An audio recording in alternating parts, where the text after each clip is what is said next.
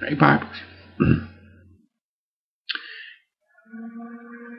Coming at you tonight here on Wednesday night. Smoking my freehand plateau, little golden handmade here that was gifted to me by Uncle Raggy back several months ago. Uncle Raggy's out of Vicksburg. Y'all have heard me mention him before, Raggy Ragsdale. He quit smoking several years ago and was cleaning out his stuff. He's a YouTube guy here and is cleaning out his stuff. Run across two and graciously sent them my way. Actually, I went and got them, and we ate some fresh pork rinds at the tomato place there in Vicksburg. Had a good visit. Y'all have heard me tell that story before, and good smoking little old pipe here though. And in it, I'm smoking some fresh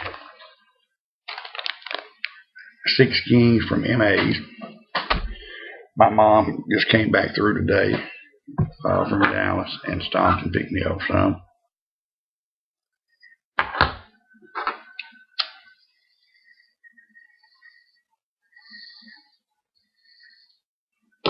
My friends, there's nothing like this 6 Kings when it's fresh. Well, any tobacco that's fresh that first week, boy, that week or 10 days.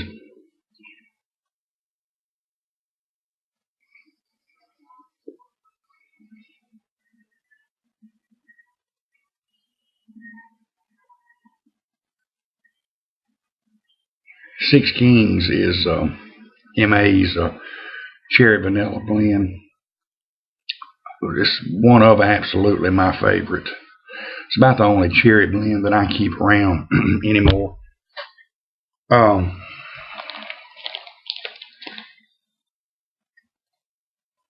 This is got a ton of Cavendish in it, but it is like I say, it's a hint of cherry and a hint of vanilla. Neither one of them is overpowering.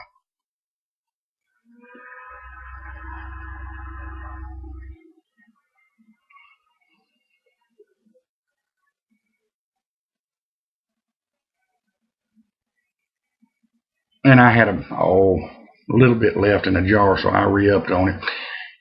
Got this and some others.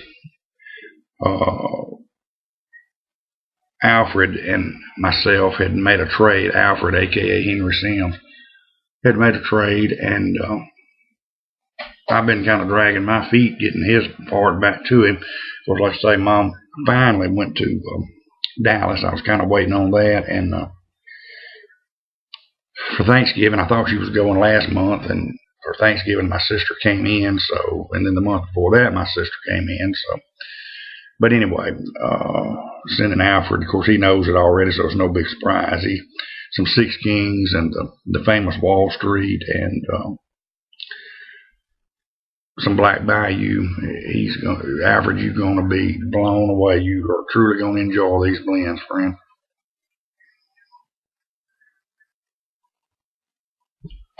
Surely are. If I get through Christmas,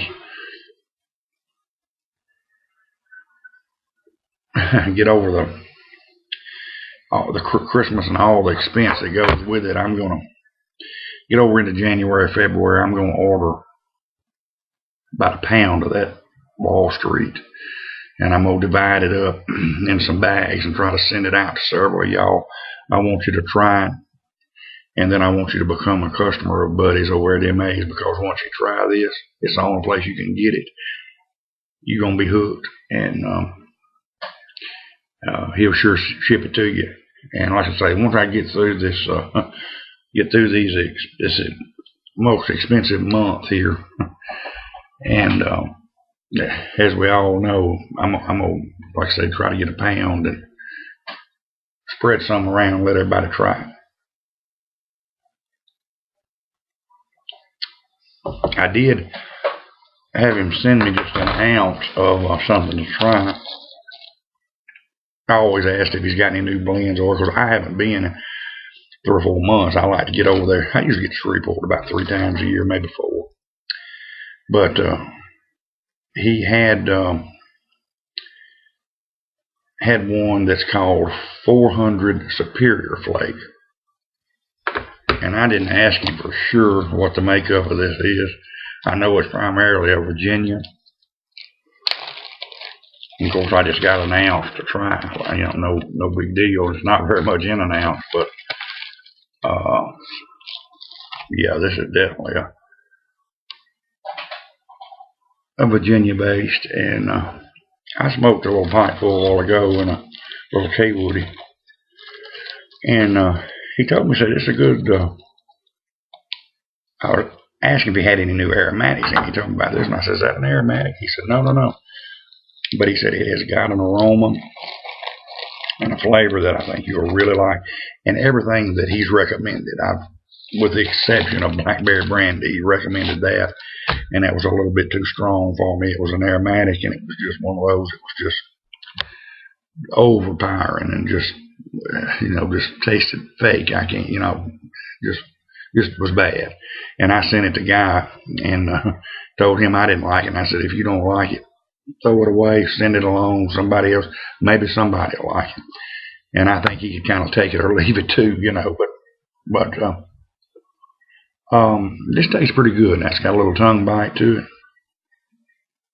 I noticed, but I've only smoked about 3/4 of a bowl. But I'll get back with y'all on a review. That's one that, though, for flavor, I'm gonna like it, I can tell you.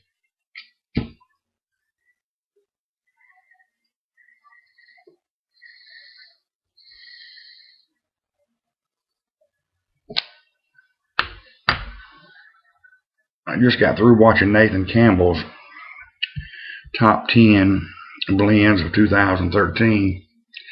I got to get mine done in the next little bit.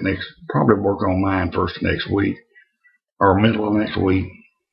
But enjoy that, Nathan. And there, you got several on there that I've tried, and I agree with you on the HH Dark Fired and the Delta Mojo. And are two that I can attest to that are truly good smoke. The Laird's blend. I'm going to even have a couple of English blends in my top 10 this year. Another thing I liked that Nathan threw in was some honorable mentions. Because we all get down there and there's one or two that just almost made it, but just, And I'm going to throw in a couple of honorable mentions too. I know I will. Because I always get right down there and can't have a hard time deciding, you're going to do 10, but you wind up with 12, or you're going to do 5 and you wind up with 6 or 7. And so I kind of like that, throwing in a couple of honorable mentions.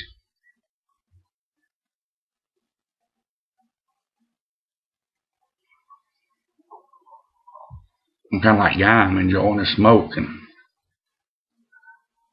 I'm not wanting to say a lot. And this pipe is one that's such a thick bowl on it that you can keep a rapid draw on it, and you don't feel the heat build up on it like you would in a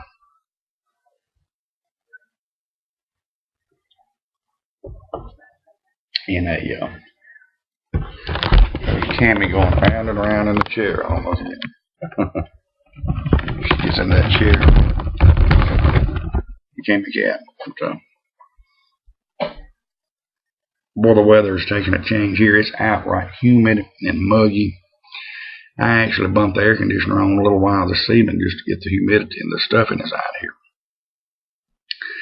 But it is supposed to change for Saturday, and we're supposed to have a high in the mid-30s, low down in the 30s, chill factor down in the teens, some freezing ice, and sleet, maybe some, some snow. Of course, first of the week it's coming on back up in the 50s, and as warm as it's been the last couple of days, I'm surely not expecting any accumulation, but I think Friday the temperature is going to start gonna rain all weekend, so they have moved the dang river market deal to the Civic Center, and it's a big Coliseum type deal, and it'll hold I don't know, 10,000 people probably. It's not a super big one.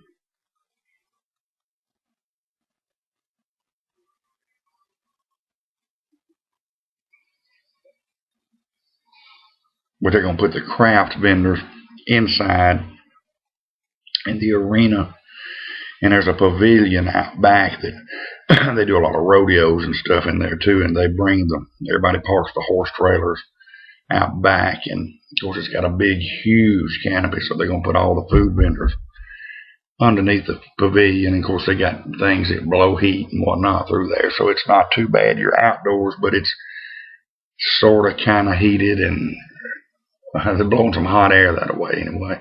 And of course we'll be in the trailer, so that'll help some keep out of that wind. But we're going to go ahead with the boudin balls. The only problem is we're losing the draw of the fireworks. We're losing the end of the parade. The parade was going to end down at the river market on the river where we set up. They've got the city went in and put in a big nice deal down on the river with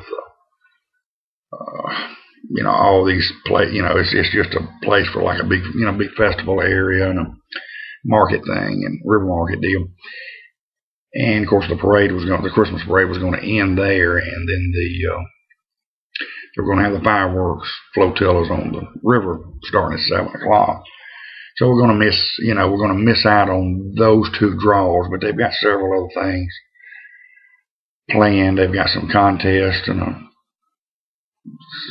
several pet contests and some other things geared for the kids. Santa Claus will be there and different things. So hopefully we'll do all right. If not, I don't think it's going to do near what we hoped it would do, but y'all just keep us in your prayers. It's a Duck Dynasty deal for the next weekend as I go, because everybody has sure put their eggs in that basket for sure now.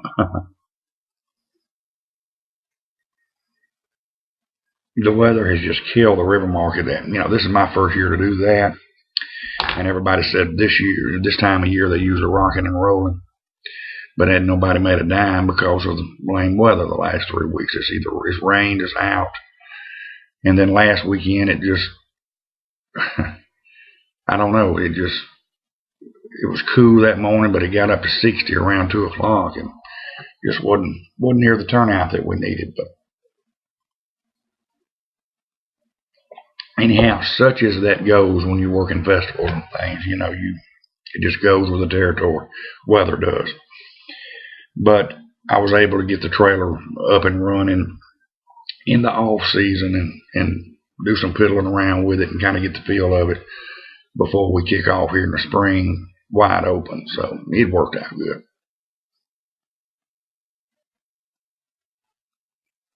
Anyway, y'all keep Pipe Pappy in your prayers too, because his wife is ill. Her sister is very ill down in the parish below us, down here in Jackson Parish. They come from down there, and he's very ill, some heart problems, and I think Pipe Pappy's wife's taking it very hard, and now she's sick, got herself sick. So and Pappy's not doing real well himself, so y'all keep them in your prayers. They certainly need it. And anyhow, I'm gonna finish this bowl of good 6 Kings and get Alfred stuff packaged up and get it ready to roll. We'll catch y'all maybe tomorrow. Y'all have a good one. God bless.